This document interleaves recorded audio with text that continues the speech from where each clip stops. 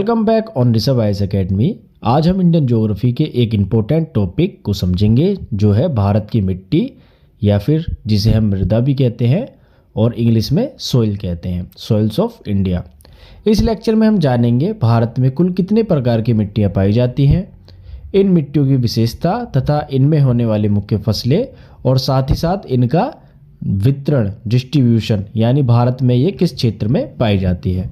बात करें मिट्टी की तो मिट्टी एक बहुमूल्य प्राकृतिक संसाधन है।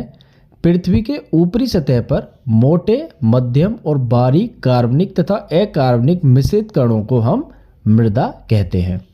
मिट्टी के अध्ययन का जो विज्ञान है उसे पेडोलॉजी कहा जाता है और यह भी अक्सर एग्जाम में पूछ लिया जाता है। आगे बात करते हैं। भारतीय कृषि अनुसंधान परिषद ने भारत की मिट्टियों को कुल 8 वर्गों में विभाजित किया है, यानी भारत में कुल 8 प्रकार की मिट्टियों को चिन्हित किया है, जो है जलोढ़ मिट्टी, एल्यूवियल सॉइल, काली मिट्टी, ब्लैक सॉइल, लाल मिट्टी, रेड सॉइल, लेटराइट मिट्टी, मरुस्थलीय मिट्टी, डेजर्ट सॉइल, क्षारीय मिट्टी, एल्काइन सॉइल, पीट में और जे मिट्टी यानी पीट सॉइल और वन्य मिट्टी फॉरेस्ट सॉइल। अब इन मिट्टियों की विशेषता, फसल और डिस्ट्रीब्यूशन को एक एक कर जानते हैं। सबसे पहले बात करते हैं जलोढ़ मिट्टी एलुवियल सॉइल की। यह मिट्टी देश के लगभग 40% क्षेत्र में विस्तृत है और यह नदियों द्वारा लाई गई मिट्टी है। इस मिट्टी में पोटास की मात्रा अधिक होती है, जबकि नाइट्रोजन और ह्यूमस की कमी पाई जाती है। यही कारण है कि जलोढ़ मिट्टी में यूरिया खाद डालना फसल उत्पादन के लिए आवश्यक है। जलोढ़ मिट्टी भी 2 प्रकार की होती है, बांगर और खादर। तो जो पुरानी जलोढ़ मिट्टी होती है उसे हम बांगर कहते हैं और जो नई जलोढ़ मिट्टी होती है उसे हम खादर कहते हैं। इस मिट्टी की मुख्य फसलें हैं धान, गेहूँ, मक्का, तिलहन, दलहन, आलू आदि। और यह मिट्टी सिंधु, गंगा, ब्रह्मपुत्र के मैदान, तटीय मैदान व डेल्टा प्रदेशों में प्रचुरता में मिलती है। अगली मिट्टी की बात करते हैं, काली मिट्टी ब्लैक सॉइल। इसे रेगूर मिट्टी या कपासी मिट्टी भी कहा जाता है और इसका निर्माण दक्षिण में ज्वालामुखी चट्टानों के अपक्षय व अपर्दन यानी टूटने फूटने से हुआ है। मैग्नेटाइट, लोह, ह्यूमस की उपस्थिति के कारण इसका रंग काला हो जाता है। यह मिट्टी गीली होने पर चिपचिपी हो जाती है, जबकि सूखने पर इसमें दरारें पड़ जाती हैं, इसलिए इसे स्वतः जुताई वाली मिट्टी भी कहते हैं। लंबे समय तक ये बिना खाद प्रयोग के भी उपजाऊ बनी रहती है और ये मिट्टी कपासी खेती के लिए सबसे ज़्यादा उपयुक्त होती है। इसमें उगाई जाने वाले अन्य फसलों की बात करें तो वो है गेहूँ, ज्वार, बाजरा आदि।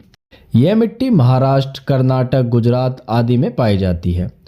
अगली मिट्टी है हमारी लाल मिट्टी रेड सॉइल। तो सामान्य से लेकर भारी वर्षा वाली दशाओं में यह प्राचीन क्रिस्टलीय शैलों के अपक्षय व अपर्दन से निर्मित हुई है लाल मिट्टी। और इस मिट्टी का जो लाल रंग होता है वो लौह ऑक्साइड की उपस्थिति के कारण होता है। यह मिट्टी अपेक्षाकृत कम उपजाऊ है और यह अम्लीय प्रकृति की होती है। इसमें नाइट्रोजन, फास्फोरस एवं ह्यूमस की कमी होती है, लेकिन चूना का इस्तेमाल कर लाल मिट्टी की उर्वरता बढ़ाई जा सकती है। इसमें बाजरा, मूंगफली, आलू, तंबाकू, रागी आदि की खेती की जाती है और ये तमिलनाडु से लेकर बुंदेलखंड तक में पाई जाती है, यानी संपूर्ण तमिलनाडु, कर्नाटक, दक्षिण पश्चिम महाराष्ट्र, उड़ीसा के कुछ भाग में मिलती है। अब हमारी 4th मिट्टी है लेटराइट मिट्टी। तो इसका निर्माण मानसूनी जलवायु की आर्द्रता एवं शुष्कता के क्रमिक परिवर्तन के परिणाम स्वरूप, यानी कभी अधिक आर्द्रता और कभी सूखा, ऐसा क्रमिक परिवर्तन के चलते उत्पन्न विशिष्ट परिस्थितियों में इसका निर्माण होता है।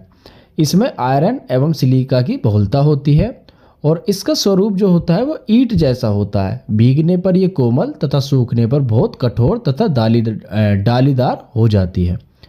लेटराइट मिट्टी चाय की खेती के लिए सर्वाधिक उपयुक्त होती है और ये मिट्टी सह्याद्री, पूर्वी घाट, राजमहल की पहाड़ियाँ, सतपुड़ा, असोम तथा मेघालय की पहाड़ियों पर मिलती है। 5th सॉइल की बात करें तो वो है शुष्क एवं मरुस्थलीय मिट्टी यानी डेजर्ट सॉइल। तो शुष्क व अर्धशुष्क क्षेत्रों में अरावली पर्वत और सिंधु घाटी के मध्यवर्ती क्षेत्रों में विशेषतः पश्चिमी राजस्थान, उत्तरी गुजरात, दक्षिणी हरियाणा और पश्चिमी यूपी में ये मिलती है। इस मिट्टी में बालू की मात्रा पाई जाती है व ज्वार जैसे मोटे अनाज की खेती के लिए उपयुक्त होती है।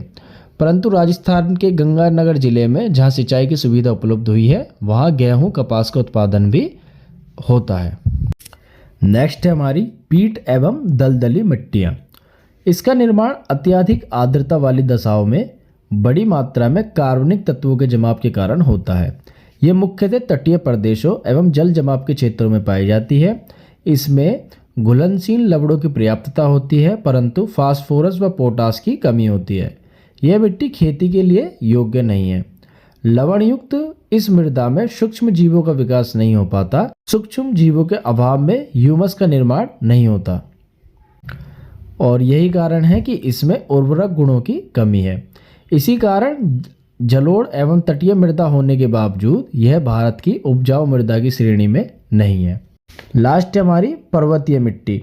इसे वन्य मृदा भी कहा जाता है, फॉरेस्ट सॉइल भी कहा जाता है। यह मिट्टी हिमालय की घाटियों में ढलानों पर 2700 से 3000 मीटर की ऊंचाई के भागों में पाई जाती है। जलवायु व परिस्थिति के अनुसार इन मिट्टियों की प्रकृति में भिन्नता मिलती है और ये मिट्टी निर्माणाधीन है, यानी कि अभी भी इसका निर्माण हो रहा होता है और इसका अभी पूर्ण रूप से अध्ययन नहीं हुआ है। ये मिट्टी सेब, नाशपाती, आलू आदि फसलों के लिए उपयुक्त है और इसका विस्तार J&K से लेकर अरुणाचल प्रदेश तक मिलता है।